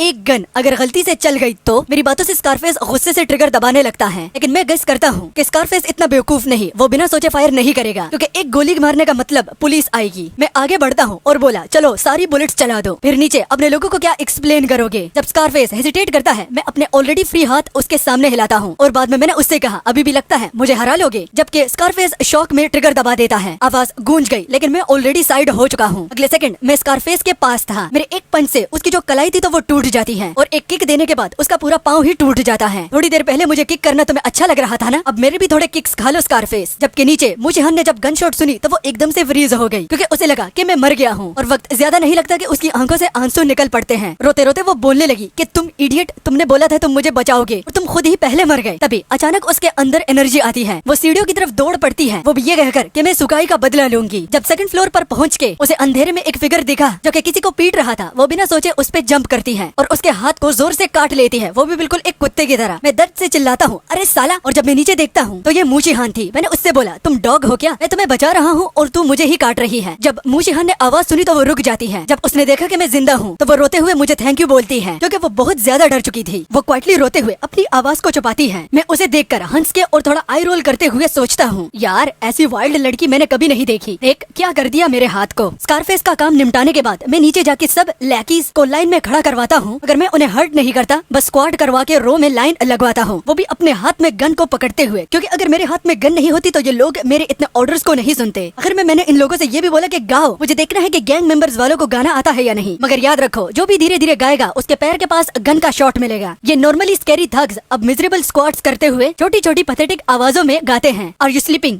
Are you sleeping brother John? एक लैकी की आवाज बहुत धीरे हो जाती है। मैं गन रेस करके उसके पैर के साइड शॉट मार देता हूँ और मैंने कहा उससे भाई आज खाना खाना भूल गई, अगर नहीं भूले तो लाउडर गाओ। ये सीन देखकर मैं फुल एंजॉय कर रहा हूँ। तभी सिस्टम भी मुझे नोटिफाई करता है कि तुमने मिशन कंप्लीट कर लिया है। रिवॉर्ड के तौर पर जैसे तुम्हें बताया गया था तो 1 शैडो हॉक पोजेशन कार्ड वो तुम्हें दिया जाता है। सुकाई सिर्फ इसके नाम को देखकर ही बहुत ज्यादा एक्साइटेड हो जाता है, क्योंकि नाम ही शैडो हॉक था। हाफ घोस्ट हाफ मैन, सबसे बड़ा मार्क्समैन एवर। कार्ड एब्जॉर्ब करती है। मेरे हाथ में जो गन थी वो अब अलाइव लगने लगता है। टेस्ट शॉट मारता हूँ सेम लैकी के टोज के बीच, वो भी ये कहकर कि अब रुको मत और माइकल जैक्सन की तरह मून वॉक करो, क्योंकि अब पूरे रूम को एंटरटेन करने की अथॉरिटी मैं तुम्हें देता हूँ। जिसके बाद हमने मू शिहान को देखा जो कि बाथरूम से वापस आती है। मुझे लैकीज को इस तरह टॉर्मेंट करते हुए देखकर उसका जो जस्टिस मोड था तो वो ऑन हो जाता है, क्योंकि मू शिहान को इन लैकीज पर बहुत ज्यादा तरस आ रहा था। वो फुल किक प्रिपेयर कर लेती है और मुझसे बोली सुकाई चाहते हो कि मैं तुम्हारे सारे दांत तोड़ दूं? रिस्पॉन्स में मैं उठा ही नहीं, सिर्फ एक हाथ आगे करके उसके फोरहेड पे रख देता हूँ, वो भी अपने हाथों की लेंथ से होल्ड करते हुए। बाद में मैं बोला ये छोटी लेग्स तुम्हारे तुम्हारी ज्यादा काम नहीं आएगी, एनर्जी सेव करो। अबैंडन्ड फैक्ट्री के बाहर एक महंगी SUV जोर से रुकती है। वो चैंग फेंग जंप करके बाहर आता है, वो भी अपनी पूरी प्रिपेयर हुई स्क्वाड के साथ। वो उनको ऑर्डर देता है, everyone with me, move in, leave no one standing. उसके इतना कहते ही 4 टीम्स शैडो में मेल्ट हो जाती हैं। फैक्ट्री के हर एक साइड को सराउंड करते हुए मू चैंग फेंग आगे और चिन फेंग साइड पे, वो भी अपने हाथ में टैबलेट को पकड़ते हुए। जिसके बाद चिन फेंग स्क्रीन पर पॉइंट करता है, वो भी थोड़ा बहुत कंफ्यूज्ड होकर, क्योंकि वो अनश्योर नहीं था। और मिस्टर मू से कहता है, यंग मास्टर ड्रोन ने अंदर का मैप बना दिया है, अगर बस इतना ही कर सकते हैं। मिस्टर मू जो थे वो उसके हाथ से वो टैबलेट ले लेते हैं और कहने लगे, बस इतना बताओ, क्या सिर्फ हम इतना ही कर सकते हैं? जिसके बाद उनका जो नाइट विजन ड्रोन था वो एक ऐसा व्यू उनको दिखाता है जिनसे उनकी जो जॉस थी तो वो ड्रॉप होने लगती हैं। उनके मुंह खुले के खुले रह गए, क्योंकि उन्होंने देखा कि फैक्ट्री के फर्स्ट फ्लोर पे 10 से ज्यादा लोग स्क्वाट कर रहे थे और ब्रदर जॉन गा रहे थे, और एक बंदा तो माइकल जैक्सन की तरह मून वॉक परफॉर्म कर रहा है। मिस्टर मू का जो डार्क एक्सप्रेशन था वो कंफ्यूज में बदल जाता है। वो कहने लगे कि इन लोगों के साथ क्या हो रहा है, ये कोई बिजारी ग्रुप पार्टी है क्या? जब फोकस वापस आता है तो मिस्टर मू कहने लगे, क्या उसने उसकी बहन की लोकेशन पिन पॉइंट कर ली है या नहीं? तो चिन फेंग बोलता है कि पहले नहीं, लेकिन अब उसकी लोकेशन हमारे पास है। इसी बीच सीन शिफ्ट हो जाता है और एक मैसिव पिलर के पीछे खड़ा है हमारा सुकाई, जबकि मू शिहान फुल क्लॉ मोड में, पर एक भी हिट नहीं लगाती। ये साइड देख के मू चिंग फेंग का गुस्सा इग्नाइट हो जाता है, कहने लगा कि ये तो वही सुकाई है ना, शिहान को चेस करने का एक्सक्यूज बना के अकेले बाहर लाया और फिर किडनैप कर दिया। ये सुकाई ही जोंग फैमिली के साथ काम कर रहा है। बाद में मिस्टर मू जो थे तो वो चैंग फेंग से एक स्नाइपर राइफल मांगने लगते हैं। अब तो सुकाई की वो बैंड बजाने वाला है। चिन फेंग जो था तो वो हेसिटेट हो जाता है। वो मिस्टर मू को समझाते कि यंग मास्टर सुनो, मुझे नहीं लगता कि सुकाई ही इस पूरी किडनैपिंग के पीछे है। अगर मिस्टर मू इग्नोर करते हुए बोले, मैंने कहा ना मुझे वो स्नाइपर राइफल दो, चैंग फेंग के पास कोई भी ऑप्शन नहीं, राइफल हैंडओवर करता है। मिस्टर मू carefully step by step move करता है और टीम फॉलो करना शुरू कर देती है, मगर फिर अपना हाथ रेस करके रोकता है, वो भी अपनी पूरी टीम को, क्योंकि वो चाहता है कि वो इस सब चीजों को खुद ही हैंडल कर सकता है, तो उसे ऐसा करने दिया जाए। और फैक्ट्री के अंदर मैं इडियट जैसा ग्रिन करते हुए मू शिहान को टॉन्ट करता हूँ,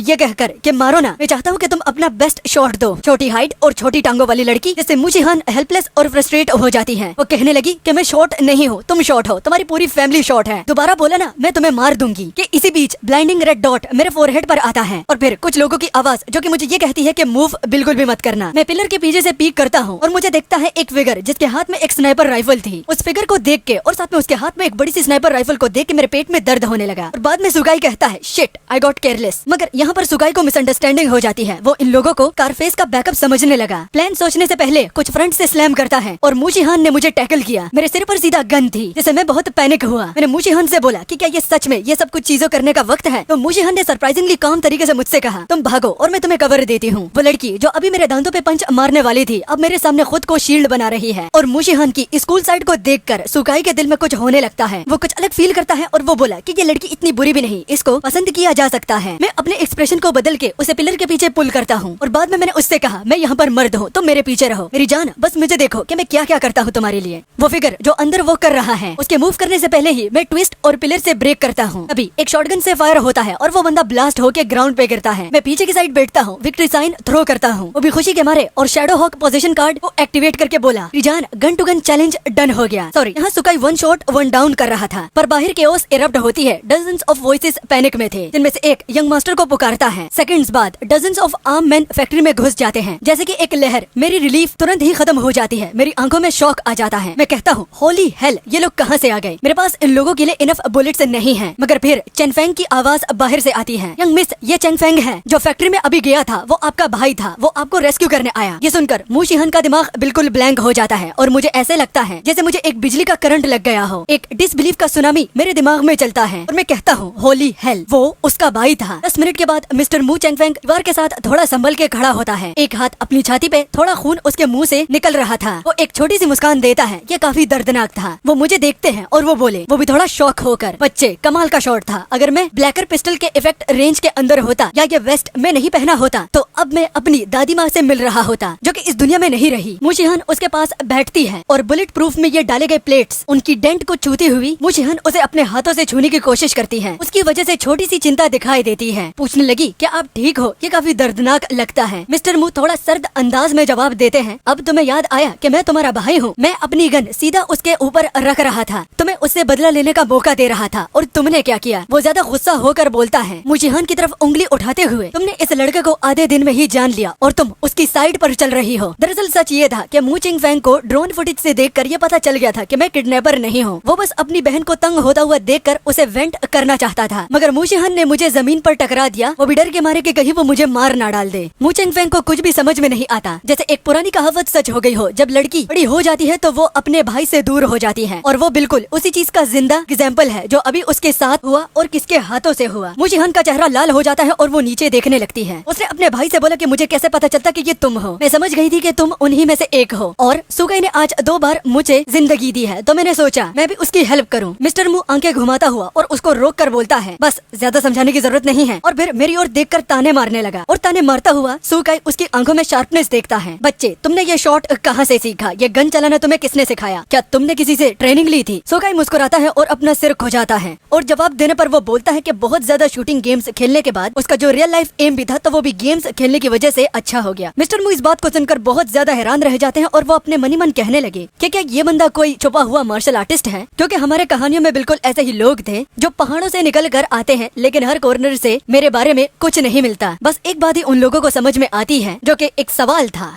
क्या ये सच में शूटिंग गेम्स का नतीजा है? जिसके बाद मिस्टर मू अपना सिर झुकाता है और फोन निकालकर बोलता है, ये सब छोड़ो, बस ये बताओ तुम दोनों की पब्लिक में कैसी बॉन्डिंग थी? ये सुनकर सुकाई तुरंत से डिनाई करता है और कहता है, बिल्कुल नहीं, मू जिहान और मैं बिल्कुल इनोसेंट हैं। जो कि सुनकर मू चिंगफेंग एक गाली देकर फोन उठाता है और एक वीडियो दिखाता है, ये देखो इसका क्या एक्सप्लेनेशन है तुम लोगों के पास। उस वीडियो को देखने के बाद सुकाई बिल्कुल नर्वस हो जाता है क्योंकि वो वीडियो किस वाली वीडियो थी। और मैंने कहा ये सब क्यों कर रहे हैं? ये अंडरवर्ल्ड वाले लोग किस तरह से अपना टाइम वेस्ट कर रहे हैं। वीडियो देखते हुए मू जिहान का चेहरा थोड़ा सा लाल हो जाता है। वो स्क्रीन पर उंगली दिखाते हुए कहती है, ये सब एक मिसअंडरस्टैंडिंग थी। मू चिंगफेंग की आंखों में शौक आ जाता है। मिसअंडरस्टैंडिंग? क्या ये किस एक मिसअंडरस्टैंडिंग थी? तो जरा ये बताना कि इसने तुम्हारे ये लेग ग्रैब करके एक मिसअंडरस्टैंडिंग को और ज्यादा एक इंटीमेट सीन क्यों बना दिया? सुकाई कहता है कि कैसे समझाऊं इस लड़की को, क्योंकि इसका रूम रीड करने की एबिलिटी बिल्कुल भी नहीं है कि किस टाइम क्या बोलना चाहिए। एक बड़ा भाई अपनी छोटी बहन के लिए बदला लेने के लिए आया है और छोटी बहन अपने बड़े भाई को समझा ही नहीं पा रही। लेकिन मू जिहान का दिमाग अलग है। वो बस ये जानती है कि उसका भाई आया था सुकाई को मारने के लिए और सुकाई ने मू चिंगफेंग को इंजर किया, लेकिन उसने उसको कम्प्लीटली इग्नोर कर दिया। बाद में मू जिहान इरिटेशन के साथ कहती है, बस छोड़ो इस बात को, मैं इसको खुद ही संभाल लूंगी। मिस्टर मू फ्रस्ट्रेशन के मारे आंसू की तरफ बढ़ रहा होता है। वो कहता है कि तुम नियरली मारी जा चुकी होती और ये तुम कह रही हो कि मैं संभाल लूंगी। ये सुनकर मू जिहान कुछ कहने ही वाली थी कि चिंगफेंग दौड़ता हुआ आता है और एक डॉक्टर को लेकर आता है। बाद में हम व्हाइट कोट पहना हुआ एक प्राइवेट डॉक्टर को हम देखते हैं और चेक करने पर वो कहते हैं कि यंग मास्टर ठीक है, बस थोड़ा बहुत रेस्ट करने के बाद वो ठीक हो जाएंगे। बस टॉप प्रायोरिटी यही होगी कि उनको रेस्ट ज्यादा से ज्यादा करना होगा। यह सुनकर चिंगफेंग रिलैक्स हो जाता है और मिस्टर मू व्हीकल तक ले जाने के लिए सिग्नल देता है।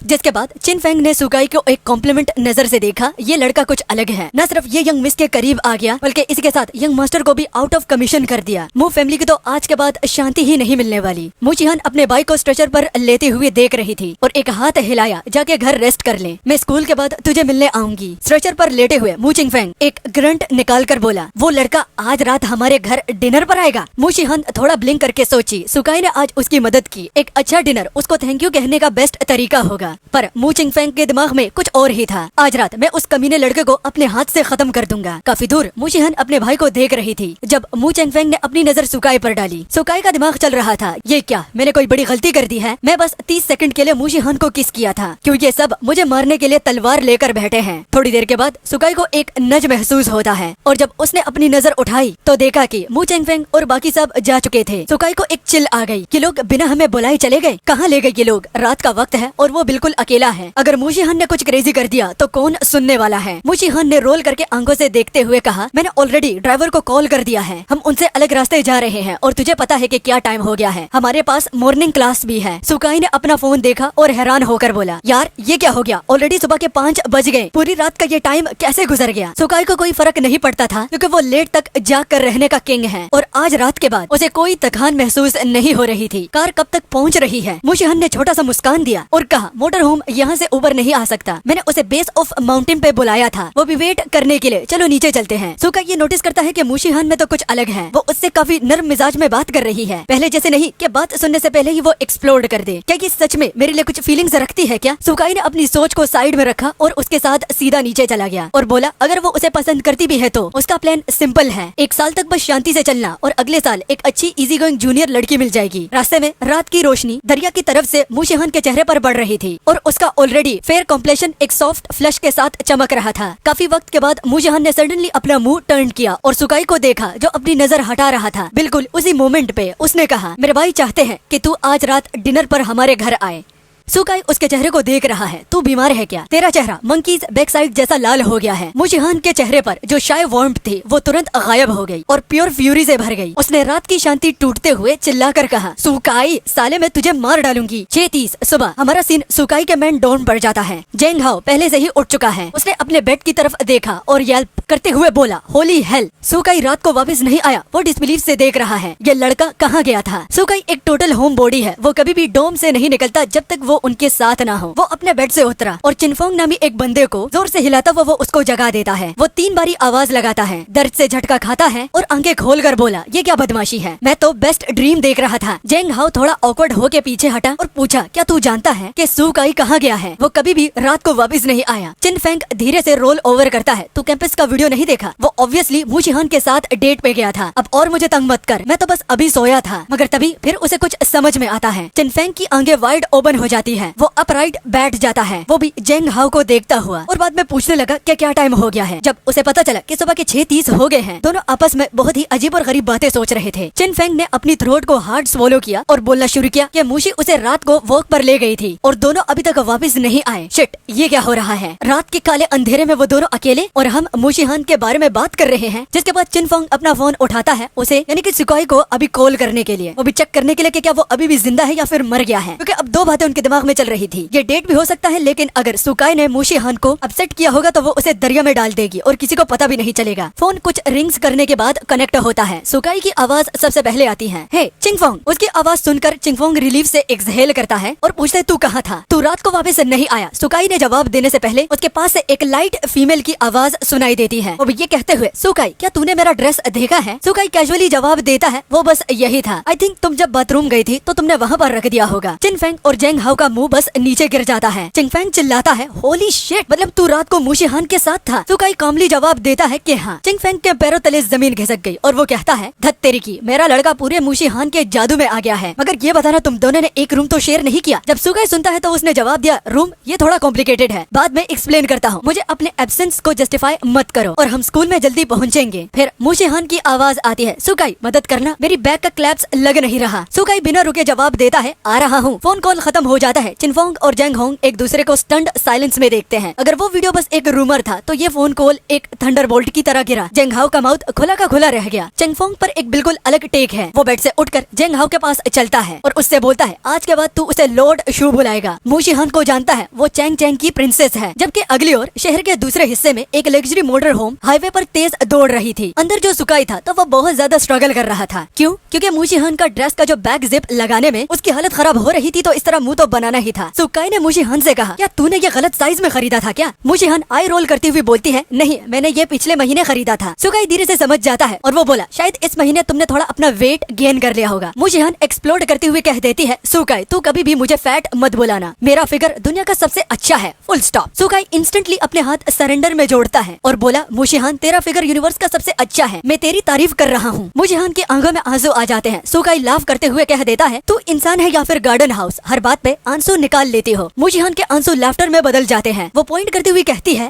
अब ये तो ठीक है, एक और बात, मुशी मत बोलना, मुझे तुम शिहान बुला सकते हो, मेरे भाई की तरह, जैसे वो मुझे शिहान बुलाता है। सुकाई को झटका लगता है क्योंकि उसने ये रियलाइज कर लिया है कि कुछ तो उन दोनों के बीच में बदल चुका है। वो लड़की जो कि कल तक एक पटाखा थी और बात बात पे भटती थी, आज को ज्यादा जेंटल लग रही है। एक आधे घंटे के बाद मोटर होम कैंपस की तरफ मॉर्निंग रश के टाइम आ जाता है। स्टूडेंट्स पासिंग बाय रुक जाते हैं, वो भी अपने अपने रास्ते पर। होली हेल, ये तो मर्सिडीज बेंज है, ये 8 फिगर की कार लगती है। Motor home boldly main building के सामने आ जाता है। मुशिहान सुकाई को झटके से जगाती है जो कि समहाउ सो गया था। उठ, हम लोग आ गए हैं। सुकाई अपनी आंखें खोलता है और अंगड़ाई लेता है। वो भी ये कहकर, मैं इतना इम्प्रेसिव हूँ और अभी भी मॉर्निंग क्लास के लिए जाना पड़ रहा है। तो शिहान बोली, तुझे जाना ही पड़ेगा, अटेंडेंस ग्रेड गिर गया तो मेकअप करना पड़ेगा। वो दोनों बाहर निकलते हैं और धूप उनके चेहरे पर पड़ती है। सुकाई क्राउड को देखकर ब्लिंक करता है। शिहान, क्या हम गलत रास्ते पे आ गए थे क्या? क्योंकि इतनी सारी भीड़ को देखने के बाद सुकाई को लग रहा था कि वो किसी जू में आ गए हों। क्राउड सुकाई को देखकर एकदम से फट जाती है। उनको ये तो समझ में आता है कि ये मुशिहान है, मगर ये साथ में लड़का कौन है? जब उन्होंने रियलाइज किया कि ये सुकाई है जो वीडियो में था, तो उन सभी के लिए वो वीडियो कंफर्म हो जाता है। ये दोनों डेटिंग कर रहे हैं। इतनी सारी बातों को सुनकर शिहान बिल्कुल अनफेज्ड है क्योंकि ये उसके लिए कोई नई बात नहीं है। सुकाई दूसरी तरफ शाई न्यू ब्राइड की तरह उसके पीछे छिपकर जा रहा था। जिसके बाद बिल्डिंग के अंदर क्लासरूम के दरवाजे पे चिनफेंग और जिंग हाओ रनिंग करते हुए ब्रेकफास्ट के साथ आते हैं। सुकाई ने तुम दोनों के लिए ब्रेकफास्ट भेजा है। चिनफेंग मुशिहान को ग्रीन करते हुए कह रहा है, यंग मिस, ये कस्टर्ड बन्स हैं, तुम्हारा फेवरेट और स्वीट स्वीट टोफू पुडिंग। मुझे थोड़ा सरप्राइज्ड होकर देखती है। चिनफेंग ग्रिन करते हुए बोला, मैं उसका रूममेट हूँ और अब खुशी से तुम मेरी सिस्टर इन लॉ हो गई हो। सुकाई की आंखें वाइड हो जाती है। चिनफेंग अपना मुंह संभाल के बात कर, शिहान और मैं बस क्लासमेट हैं। मुशिहान का चेहरा फ्लश हो जाता है पर वो डिनाई नहीं करती। वो ब्रेकफास्ट ले लेती है और सुकाई को रिंकल करते हुए कह देती है, क्लास के बाद जाके चेंज कर लेना, आज रात मेरे घर डिनर है और मेस बनकर मत आना। फिर प्राउडली क्लासरूम की तरफ चल पड़ती है। सुकाई वहाँ खड़ा रह जाता है बिल्कुल लॉस्ट होकर और बाद में वो ब्लिंक करते हुए बोलता है कि मेरा जवाब तो तुमने सुना ही नहीं कि मैं हाँ कर रहा हूँ या ना, कि क्या मैं उसके घर डिनर के लिए जा रहा हूँ या नहीं। वो अपने हार्ट शेप बाइट मार्क के बारे में सोचता है और अपने दिल की सुनता है। चिनफोंग सुकाई के ऊपर हाथ डालकर उसे एडमायर करता है और वो बोला, सुकाई यार, एक रात में तूने मुशिहान को पूरी तरह अपने स्पेल में डाल लिया है। सुकाई बिटरली लाफ करते हुए कहता है, जादू, तुम्हें नहीं पता कितनी बार उस वाइल्ड लड़की ने मुझे रात में मार डाला। मैं बस अपनी जान बचा के मुशिहान को किडनैपर से बचा कर निकला। जब सुकाई अपनी स्टोरी को खत्म करता है तो जेंगा बस ब्लैंकली स्टेयर करता है और चेंगफेंग अपने हाथ स्प्रेड करते हुए कहता है, देख, मैं समझता हूँ कि तुम दोनों अपना रिलेशनशिप अकेले में और प्राइवेट रखना चाहते हो। ये सुनते हुए सुकाई बहुत कंफ्यूज हो जाता है, लेकिन बाद में उसका दोस्त कहता है कि अ गैंग शूट आउट और मू चेनफेंग को इंजर करना, भाई एक नॉवेलिस्ट भी ऐसा कुछ नहीं लिखेगा। सुकाई अपनी सीट से जंप करते हुए बोलता है, मुझ पे बिलीव करो, मैं सीरियसली इम्प्रेसिव हूँ यार। चेनफेंग बस वेव करता है, हाँ, कोई जो मू शिहान के साथ हो और उनका दामाद यानी कि मू फैमिली स्टेट का दामाद बनने वाला हो, वो तो खुद को इम्प्रेसिव बुलाएगा ही। जबकि अगला सीन मू चिंगफेंग पर जाता है। मू चिंगफेंग अभी रेस्ट नहीं कर रहा, अपने लोगों को बुलाता है और एक डार्क एक्सप्रेशन के साथ ऑर्डर देता है, जोंग फैमिली के जो भी बिजनेसेस हैं चोंग में, उन सब की जानकारी निकालो, आज रात उनके सारे ऑपरेशंस को वार्निंग देना है। मू चिंगफेंग सच में इस बार जेन्युइनली फ्यूरियस है। जोंग फैमिली को ग्लव्स ऑफ करके डील करना है। उन्होंने यंग मिस को किडनैप किया तो ये सब उनके लिए लाना पड़ा। जिसके बाद मिस्टर मू का प्राइवेट फोन रिंग करता है। सबऑर्डिनेट की आवाज आती है, यंग मास्टर, एक बड़ा फिगर आज रात आपको डिनर पे बुलाना चाहता है। जब पता चलता है तो वो टेनंग शोंग चेंग का डिप्यूटी चीफ है। ये सुनकर मिस्टर मू की आंखों में शार्पनेस आती है और वो कहने लगा, तो ये रीजन है कि जोंग फैमिली इतनी जल्दी एक्सपैंड हो रही है, क्योंकि ये डिप्यूटी चीफ टेनंग चोंग हमेशा उनको बैक करता है। और अब जब जोंग फैमिली का किडनैपिंग फ्रेश है तो इस डिप्यूटी की इतनी हिम्मत कि मुझे डिनर पर इनवाइट करे। इस मूव को तो देखकर बच्चा भी समझ लेगा कि यहाँ पर ये डिप्यूटी चीफ जोंग फैमिली को एक शील्ड दे रहा हो। जिसके बाद मिस्टर मू एक शॉर्ट सा जवाब देता है, वो भी कोल्ड अंदाज में, समझा, जोंग स्टेट पे धमाका करो, हर ऑपरेशन पे फायर इंस्पेक्टर भेजो। ये कहकर वो फोन बंद करता है और एक और नंबर पर वो कॉल लगाता है। अंकल हान, मिस्टर मू बोल रहा हूँ। मेरी बहन को किडनैप करने के बाद अब वो डिप्यूटी चीफ को एक शील्ड की तरह इस्तेमाल करके मेरा जो जस्टिस जो कि मैं अपनी बहन के लिए लेना चाहता हूँ उससे रोकना चाहते हैं। मुझे बैकिंग की जरूरत है। दूसरे एंड पर आवाज काम और स्टडी है। उसने मिस्टर मू से कहा, चिंग रिलैक्स, मगर जो भी हो मुझे रुकना नहीं है, मैं तुम्हारा साथ दूंगा, वो भी जस्टिस दिलाने के लिए। और उसके बाद मू चिनफेंग के चेहरे पर एक कोल्ड स्माइल आता है। जिसके बाद जब सुकाई अपनी आंखें खोलता है, आसमान डार्क हो चुका था। वो अपने डेस्क पे रखे कोल्ड फ्लैट ब्रेड को देखकर सोचता है, क्या मैं टाइम लूप में फंसा हूँ? रात को कभी नहीं सो सकता और दिन में कभी नहीं उठता। फिर बैंग करता हुआ जो डोम का दरवाजा था धमाके की आवाज की तरह खुलता है और अब ऐसा दरवाजा तो सिर्फ एक पर्सन खोल सकता है। और हाँ, ये मुशिहान थी। वो बोल्डली अपने व्हाइट ड्रेस को पहनती हुई अंदर आती है, जैसे वो हमेशा करके अंदर आती है। सुकाई कहता है कि शिहान, तुम यहाँ पर क्या कर रही हो? फिर हमें पता चल जाता है कि आखिर वो यहाँ पर क्यों आई है। वो कहती है कि अगर आज मैंने तुझे ना मारा तो मैं कुछ नहीं। सुकाई फ्लिंच कर जाता है, यार ये मेंस डोर्म रूम का डोर किक करना बंद कर, हमें दरवाजे को बार बार रिपेयर करना पड़ता है। मगर मुशिहान बहुत ज्यादा गुस्से में थी। अपना फोन चेक कर, मैंने तुझे 65 बार कॉल किया और तूने एक बार भी पिक नहीं किया। सुकाई अपने स्क्रीन की ओर देखकर बहुत ज्यादा हैरान रह जाता है, ये क्या स्पैम कॉल्स ऐप? आखिर इतने कॉल्स उसे क्यों कर रही हो? तो मुशिहान गुस्से में उससे कहती है कि सुकाई जल्दी करो और चेंज करो, हमें चलना है, हमारे पास वक्त कम है। सुकाई एक लंबी सी सांस लेता है और वहाँ ही अपनी शर्ट उतार कर चेंज करने लगता है। शिहान को पहले में समझ में नहीं आता, फिर वो रेड फेस के साथ डोर के बाहर निकल जाती है। मुशिहान अपने ब्रदर को फोन करती है, हम रास्ते में हैं, जो कि सुनकर मिस्टर मू अपने फोरहेड पर स्लैप करता है। वो भी भूल चुका था कि एक इम्पोर्टेंट डिनर है। वो एक इम्पोर्टेंट डिनर के बारे में कैसे भूल गया? बाद में वो अपनी बहन से कहता है कि क्या वो किसी और दिन ये नहीं कर सकते? शिहान अपने भाई से कहती है कि बिल्कुल भी नहीं, क्योंकि सुकाई ने उसकी जान बचाई थी, वो भी कल रात। उसके साथ डिनर से इम्पोर्टेंट और क्या हो सकता है? मू चिनफेंग अपनी बहन से बोलता है कि समझ गया। वो कहता है ठीक है, लेकिन दोनों चुप रहना, हम लैन यू हाउस पे मिलेंगे। इस वक्त जोंग फैमिली स्टेट की स्टडी में एक शार्प क्रैक होता है। जोंग यू चेंग को अपने बड़े भाई जोंग टियानमिंग से एक कस का तप्पड़ पड़ता है। जोंग टियानमिंग गुस्सा होकर अपने भाई को पॉइंट करते हुए बोलता है, तू कितना इडियट है, किसने बोला तुझे मू फैमिली की बेटी को किडनैप करने का? तो जोंग यू चेंग अपने चीक को कवर करते हुए बोलता है कि वो तो बस अपनी फैमिली की मदद करना चाहता था, वो भी डाउनटाउन प्रोजेक्ट के लिए। जो कि सुन जोंग टियानमिंग एक स्कॉफ करते हुए कहता है, हेल्प कर रहा था, तू तो एक पॉन बन गया, वो भी यंग मास्टर वे का। उसने हमें मू फैमिली से निकाल दिया। जबकि अगली ओर मुशिहान अपने सुकाई के कपड़े स्ट्रेटन करती है और साथ में वार्न करती है, लैन यू हाउस एक स्पेशल प्लेस है, जब हम अंदर जाएंगे तो शॉक मत होना और स्टूपिड कुछ मत बोलना।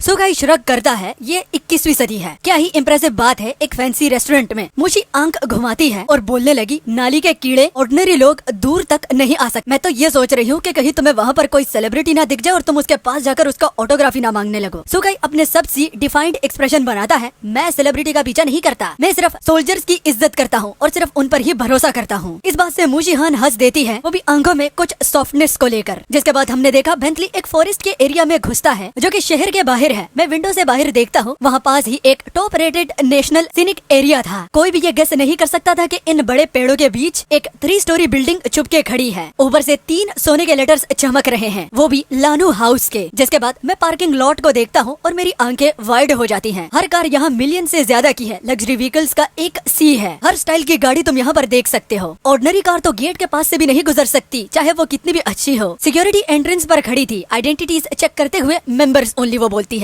लकीली मू फैमिली का नाम काफी वेट रखता है। प्लेट को देखते ही गार्ड्स हमें अंदर घुसने देते हैं। मुझे तो लगता है मैं एक कंट्री ग्रैंडमा हूँ जो पैलेस में घुस गई हो। मैं एक्साइटमेंट से अपने पास वालों को ठप्पा मार के बोलता हूँ, ओए वहाँ देखो, वो चीज बहुत रेयर होती है। मैंने कभी भी इस तरह चीजें अपनी जिंदगी में नहीं देखी और न ही इस पूरे शैन चैंग में देखी। मैं मुड़कर दूसरी तरफ भी पॉइंट कर देता हूँ, वो गोल्डन नानमू के पेड़ हैं। पेड़ नहीं बल्कि पूरी लाइन है। बिल्कुल एक्साइटेड होकर मैं बाउंसर की तरह घूम रहा हूँ। जब मुशीहान मुझे कान से पकड़ लेती है तब थोड़ा शांत हो जाता हूँ और वो मुझसे बोली, थोड़ा शांत रहना प्लीज, तुम मुझे शर्मिंदा कर रहे हो। मुशीहान के आई रोल के साथ मैं अपने आप से मटर करता हूँ, अब तो बात भी नहीं करने दी जा रही। पर मैं ये मान लेता हूँ कि यहाँ तक कि बोए गए पेड़ और पौधे जो यहाँ पर है वो भी रेयर स्पीसीज है। बाद में मुझे समझ में आ गई, जो भी इस जगह का ओनर है उसके कनेक्शन तो हर जगह तक पहुँचते होंगे। फिर जब सुकाई ने कैलकुलेशन लगाई तो उसके पैरों तले जमीन खिसक गई, क्योंकि इस जगह में हर एक चीज 100 ऑफ मिलियंस में बिल्ड हुई होगी। तभी एक और कार रुकती है और कुछ लोग निकलते हैं। एक मिडिल एज मैन अपने आर्म से ग्लिमोरियस ड्रेस ओराटोन को पकड़े हुए बाहर निकलते हैं। उनके चेहरे कुछ फेमिलियर्स लग रहे थे। मैं चिल्लाकर बस कहने ही वाला था कि होली हेल, ये तो वो ही है। मैं जैसे ही कुछ कहने वाला था, मुशीहान मुझे कट करती है, विस्पर करती है कि वो आदमी एक मेजर डायरेक्टर है और ये वुमेन जो उसके आसपास है एक्ट्रेसेस हैं। इन्हें यहाँ लाने का मतलब उनको पावरफुल मेन के लिए सर्व करना। फिर मुशीहान एक ऐसी लुक देती है जो ट्रैफिक रोक दे। सुकाई अपना मुंह बंद कर, क्या तुम्हें वो सब याद नहीं जो मैंने तुमसे कहा था? मैं सोचता हूँ ये तो लेक्चर देने वाली है, लेकिन फिर डायरेक्टर वॉक करते हैं और मुशीहान के पास आते हैं। मिसेज मू, काफी दिन हो गए। जिसके बाद मुशीहान का एक्सप्रेशन तुरंत ग्रेशियस स्माइल में बदल जाता है। वो कहने लगी, डायरेक्टर जैंग, काफी दिन हो गए। डायरेक्टर जैंग ग्लैंसेस करते हुए ग्रिन करता है। जैंग कल्चर बीरूक एक पीरियड ड्रामा बना रहे हैं। मैं ये राइजिंग स्टार्स लेकर आया हूँ ताकि डिसीजन मेकर अपनी कास्ट चूज कर सके। डायरेक्टर पीछे खड़ी लड़कियों को बुलाता है, हेलो मिस मू, मू फैमिली ने हमारी प्रोडक्शन में काफी पैसा लगाया है। लड़कियां तुरंत स्माइल करती हैं, हेलो मिस मू, आप भी यहाँ डिनर कर रही हो आज रात? मुशीहान अपने सबसे रिफाइंड मैनर में स्माइल करती है, हाँ, मैं अपने भाई को दिखाने के लिए एक दोस्त लाई हूँ। फिर वो मुझे इंट्रोड्यूस करती है, ये मेरा दोस्त सुकाई है। वो मुड़ती है और देखती ही पता चल जाता है कि मैं ऑलरेडी एक्ट्रेसेस के साथ बातें कर रहा हूँ। मुझे बताओ, तुम्हारी हथेली पर लाइंस काफी अनयूजुअल लगती हैं। मैं तुम्हारा फॉर्चून देख लेता हूँ। मुशीहान का कंपोजर 1 सेकंड तक रहता है, फिर वो एक टायरेंट बन जाती है। सुकाई इधर आओ अभी। वो मुझे मुर्गी की तरह पकड़कर वापस लाती है। मैंने बोला, मुझे क्या, मैं तो बस उनकी हथेलियां पढ़ रहा था। मुशीहान रोल करती हुई अपनी आंखों को मुझे हार्ड पिंच करती हुई कहती है, दिस इज माई फ्रेंड सुकाई। फिर वो मुझे देख कर कहती है, ये डायरेक्टर जैंग है, एक बहुत ही वेल नोन डायरेक्टर। मैं चीयरफुली अपना हाथ बढ़ाता हूँ, हाँ मुझे आपका पता है, डायरेक्टर जोंग पोंग। डायरेक्टर जैंग का ओपिनियन मुझसे फॉर्मल इंट्रोडक्शन के बाद थोड़ा ऊपर हो जाता है। यंग मास्टर सू, लगते हो एक मिलियंस में से एक। आप कहाँ काम करते हो? मैं जवाब देता हूँ, सच में मैं तो बस एक रेगुलर स्टूडेंट हूँ चैंग यूनिवर्सिटी का। फिर मैं ऐड करता हूँ, डायरेक्टर जैंग, अगर कभी कोई रोल के लिए मुझे जरूरत हो तो मुझे याद रखना, मैं एक्टिंग का शौकीन हूँ, मैं बिग प्रोडक्शंस हैंडल कर सकता हूँ। डायरेक्टर जैंग जेन्युइनली हंसी देते हैं और बोले, डील पक्की, अगली बार जब मुझे किसी की जरूरत होगी तो मैं मिसेज मू से आपका नंबर ले लूंगा। डायरेक्टर जैंग चलता है और मैं उस मोमेंट को बहुत ज्यादा सेवर कर रहा हूँ। फिर मैंने कहा, वो राइजिंग स्टारलेट जो अभी थी वो लिन मान थी ना, उसके हाथ कितने मुलायम थे। मुशीहान सडनली फ्लैट और कोल्ड वॉइस में पूछती है, स्मूथ थी? मैं हंसी देकर जवाब देता हूँ, सच में नहीं पता, थोड़ा और टाइम मिलता तो पता चल जाता। जो कि सुन मुशीहान गुस्से में मेरा नाम लेती है, सुकाई। तो मैं जवाब में कहता हूँ, मुशीहान मजाक कर रहा हूँ। मुशीहान के चेहरे पर सेटिस्फेक्शन है, गुड जॉब, अब जल्दी चलो, मेरे भाई शायद अंदर पहुँच चुके होंगे। मैं उसके साथ बिल्डिंग में चला जाता हूँ और सिक्योरिटी स्कैनर देखकर रुकता हूँ। मुझे ये रेस्टोरेंट लग रहा है या एयरपोर्ट, पर मुशीहान बिल्कुल कॉम है। ये स्कैनर्स सिर्फ फायर आर्म और रिस्ट्रिक्टेड ब्लेड्स के लिए है। लानू हाउस में वायलेंट कंडक्ट बिल्कुल मना है। अगर तुम्हें कुछ किया तो तुम्हें बाहर निकाल दिया जाएगा और परमानेंट परमानेंटली ब्लैक लिस्ट हो जाओगे। वो एक एग्जाम्पल भी देती है कि एक बार 3 साल पहले एक फैमिली का डाउनफॉल शुरू हो गया जब उनके बंदे ने ब्लेड दिखाई थी। लानो हाउस के ओनर ने उनको तब डिस्ट्रॉय कर दिया था। मैं तभी सोचू कि स्कैनर बीप करता है, सर आपके पास फ्रूट नाइफ है, कृपया निकाल कर दे। गार्ड मेरे सामने खड़ा हो जाता है। मुशीहान डिसबिलीव में कहती है, आपने नाइफ डिनर के लिए क्यों लगाया? मैं अपना सिर स्क्रैच करते हुए कहता हूँ, कैसे पता था कि हम फिर से किडनैप हो जाएंगे? मुझे तो गन नहीं मिल पाई। एक छोटी नाइफ सेल्फ डिफेंस के लिए ठीक थी। मुशीहान अपनी आंखों को रोल करती हुई कहती है, तुम थोड़े से बहन के एल हो क्या? मगर मुशीहान के आंखों में कुछ टच होने की फ्लिकर नजर आती है। मैं नाइफ गार्ड को देकर बोलता हूँ, उसका ध्यान रखना, मैं 580 में सुपरमार्केट से ली थी। अगर ये गायब हुई तो इस तरह तुम मुझे 6 दिलाओगे। जो कि सुन गार्ड सिर्फ साइलेंट होकर मुझे देखता है और आई रोल करता है। मुशीहान अपना चेहरा अपने हैंड्स में दबाकर मुझे खींच कर ले जाती है और मुशीहान मुझे ड्रैग करते हुए सेकंड फ्लोर पर ले आ जाती है। एक लंबी कॉरिडोर है जो क्लासिकल स्टाइल में है। हर प्राइवेट रूम का नाम काफी पोएटिक है, spring river, apricot blossom season. और अगर मुझे पूरी तरह से यकीन नहीं होता कि मैं अवेक हूँ तो मैं सोचता कि शायद मैं एंशिएंट टाइम्स में वापस चला गया हूँ। एक पेंटिंग जो कि कॉरिडोर के वॉल पर लगी थी तो वो मुझे बहुत अट्रैक्ट करती है। मैं जेंटली उसे देखकर कहता हूँ, soar with the immortals through the heavens to hold the bright moon until the end of the time. मुशीहान मुझे अजीब तरीके से देखती है और वो बोली कि तुम जैसे लोग आजकल के क्लासिकल आर्ट को कैसे अप्रिशिएट करने लगे हो। मैं उससे कहता हूँ, रहने दो, मैं अपने थॉट्स में खोया हुआ था। मुझे वैसे आर्ट का कुछ पता नहीं, बस ये कैलीग्राफी मुझे फेमिलियर लगती है। लगता है मैंने ये अपने फैमिली स्टडी में देखी थी। मुशीहान बिल्कुल भी बिलीव नहीं करती और वो बोली, प्लीज तुम्हारे घर का कौन सा बैकग्राउंड है? ये कैलीग्राफी तो बहुत अलग वर्ल्ड से बिलोंग करती है। मैं पुश बैक करता हूँ और मैं बोला, बिलीव इट और नॉट, मेरी फैमिली साउथ की ग्रेटेस्ट हाउस होल्ड में से एक है। तभी एक वुमेन व्हाइट चिपाव पहनती हुई फ्लोर से नीचे आती है। मैं देखता हूँ और फ्रीज हो जाता हूँ। वो फिगर मुझे स्ट्रेंजली फेमिलियर लगती है। मैं अपनी आंखों से कुछ कहने के लिए ओपन करता हूँ, क्या हम कहीं मिले हैं? और वो स्माइल को कवर करती है, वाह ये एक पुरानी लाइन थी और तुमने अपनी गर्लफ्रेंड के सामने ये कैसे बोला? शीहान टर्न करती है और एक नजर में समझ जाती है। उसकी आंखों में वाइड शॉक है। वो अपनी आवाज नीचे करते हुए मुझसे अर्जेंटली कहती है, सुका ये जनरल मैनेजर है लियू हाउस की, कुछ भी आउट ऑफ द लाइन मत कहना। फिर वो क्विकली ग्रीट करती है, मैनेजर सू। वो वुमेन पॉइस के साथ जवाब देती है, मिस मू। मुशीहान मेरे हाथ पकड़ के मुझे ड्रैग करती है और कहती है, चलो चलो। मैं अपनी आंखें सुइया पर डाले रखा हूँ जैसे मुझे मुशीहान सीट के लेकर जा रही हो। मैंने मुशीहान से बोला, मैं सीरियस हूँ, मैं सच में उसे जानता हूँ। मुशीहान अपनी उंगलियां मेरे साइड में पिंच करती है। मैं हिस करते हुए कह देता हूँ, मुशीहान मैं तो बस मजाक कर रहा हूँ। मुशीहान थोड़ी देर ब्लश करते हुए स्टम्बल्स कर जाती है। फिर कहती है, क्या किसने बोला कि मैं तुम्हें पसंद करती हूँ? जिसके बाद हम प्राइवेट रूम में इंटर करते हैं और मैं मू चिंग फोंग को देखता हूँ जो कि एक गर्म कन्वर्सेशन कर रहा था टोन यांग के साथ। जोंग ब्रदर्स जोंग टियानमिंग और जोंग यू चेंग साइड में खड़े होते हैं, बिल्कुल मिसबिहेविंग स्कूल बॉयज जैसे। मू चिंग फोंग प्रिटेंड करता है कि वो जोंग टियानमिंग को देखता नहीं और चीफ डेप्यूटी के साथ बात करते रहता है। जोंग यू चेंग के हाथ एंग्री में टेबल की तरफ मूव करने लगता है, लेकिन उसका भाई उसका हाथ रोक लेता है। हम जब डोर खोलकर अंदर आ जाते हैं और जब मू चिंग फोंग ने हमें देखा तो वो स्माइल करना शुरू कर देते हैं। उन्होंने एकदम से अपने वर्ड्स बदले, डायरेक्टर 10 डाउनटाउन प्रोजेक्ट का टेंडर बेस कुछ दिनों में स्टार्ट हो जाएगा।